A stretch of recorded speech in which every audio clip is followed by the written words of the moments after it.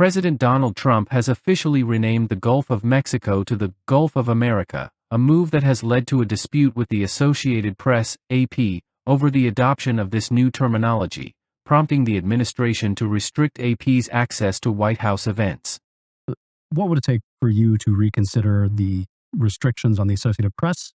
And secondly, some of your advisors are concerned with the Associated Press's style guide, using language and giving guidance to not use words like illegal immigrant or to use phrases like gender-affirming care. And they're concerned about that being an encroachment of liberalism in the way in which the press writes about things. Do you share those concerns? Well, I do think that some of the phrases that they want to use are ridiculous. And I think, frankly, they become obsolete, especially in the last 3 weeks, because many things have happened in the last 3 weeks. And I didn't know about that, but I would say that if they want to use certain phrases like that, and I guess some are okay, but many aren't.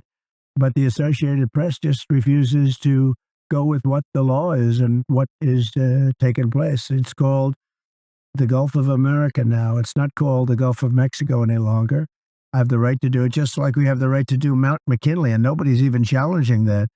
But only essentially, it's primarily the Associated Press, and I don't know what they're doing, but I just say that we're going to keep them out until such time as they agree that it's the Gulf of America. We're very proud of this country, and we want it to be the Gulf of America.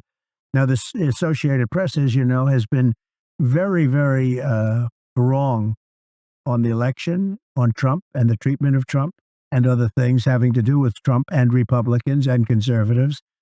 And they're doing us no favors, and I guess I'm not doing them any favors. That's the way life works. But, thank you for the question. Who are you with? Very good question. In January 2025, President Trump signed Executive Order 14172, declaring the Gulf's new designation as part of an initiative to restore names that honor American greatness. The White House argues that this change reinforces national identity and sovereignty, a sentiment echoed by supporters who view it as a symbolic act of American pride. However, the Associated Press has continued to refer to the body of water as the Gulf of Mexico, maintaining adherence to its internationally recognized editorial standards. This refusal has resulted in AP reporters being barred from key White House events, including press briefings and Air Force One travel. Trump defended this decision, stating, "The Associated Press just refuses to go with what the law is and what is taking place. It's called the Gulf of America now."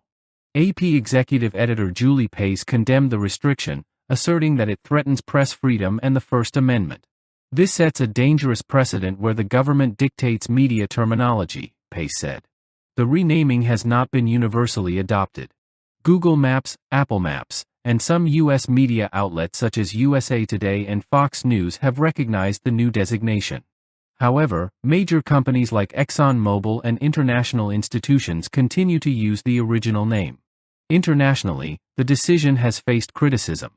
Mexican President Claudia Sheinbaum humorously suggested renaming North America to Mexican America in response, underscoring the unilateral nature of the order.